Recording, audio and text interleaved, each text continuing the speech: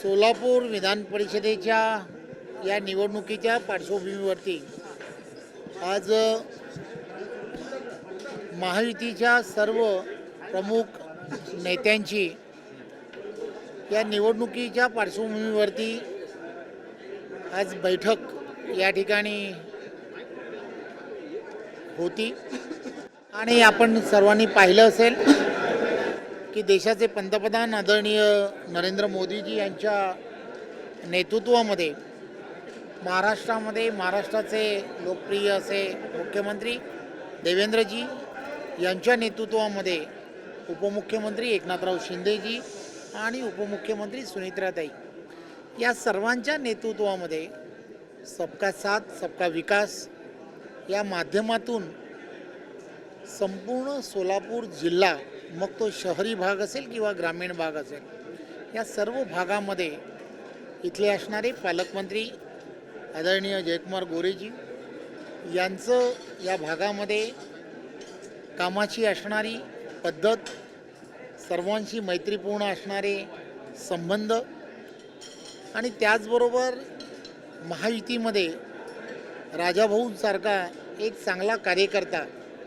त्याला मिळालेली महायुतीमधली उमेदवारी, या सगळ्याचा परिणाम आपण सर्वजण पाहता की सर्व पक्षातील असणारे, महायुतीचेच असणारे सर्व आमदार नाहीत, सर्व लोकप्रतिनिधी नाहीत, तर वेगवेगळ्या इथे असणाऱ्या आघाड्या असतील, वेगवेगळे पक्ष आहेत, या पक्षामधील असणारे आमदार असतील, या सर्वांनी या उमेदवारीबरोबर उमेदवारांना मतदान हे कसं करता येईल यासाठी आम्ही सर्वजण राजाभाऊंना 18 तारखेला होणाऱ्या या पूर्ण निवडणुकीमध्ये पाठिंबा देऊ असं आम्हाला सगळ्यांना आश्वासित केलं आहे.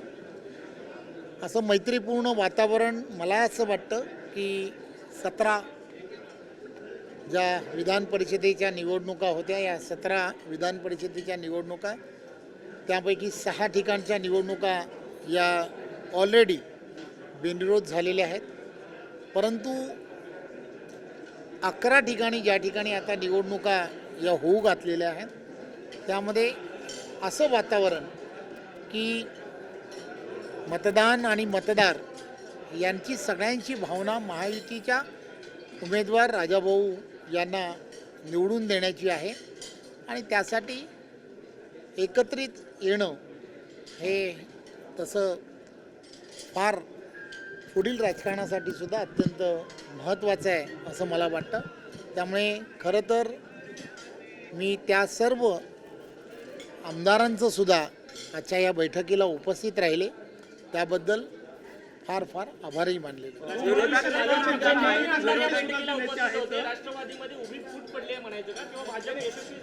एक गोष्ट,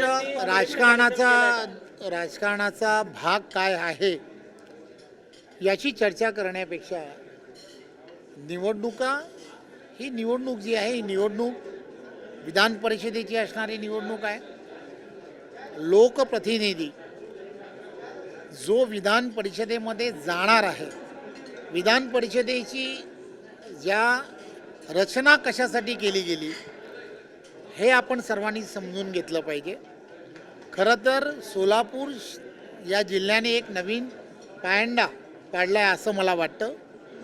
एखाद्या जिल्ह्यामधील असणारे सर्व लोकप्रतिनिधी आणि त्या जिल्ह्यातील असणाऱ्या अनेक समस्या असतील, त्या विधान परिषदेमध्ये मांडण्यासाठी एक प्रतिनिधित्व की जे नगरसेवकांमधून जिल्हा परिषद, पंचायत समिती सभापती अशा लोकप्रतिनिधींमधलं असावं, अशा भावनेतून या रचना या विधान परिषदेच्या केलेल्या आहेत.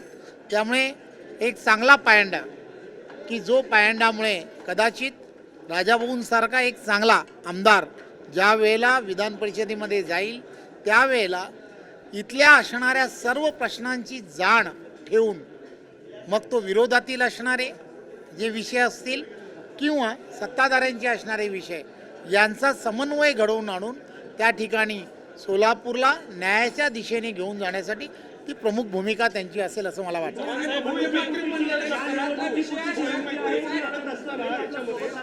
आज आपण ज्या वेळेला या बैठकीला आम्ही सगळेजण बसलो होतो याची पण बरीच चर्चा झाली, परंतु आपल्याला माहिती आहे खेळीमेळीच्या वातावरणामध्ये याच्या सगळ्या चर्चा झाल्या आहेत.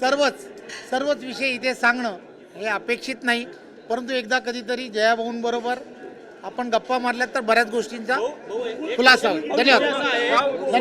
DNA राष्ट्रवादीचा असं म्हटलं जायचं. धन्यवाद. मात्र बिनविरोध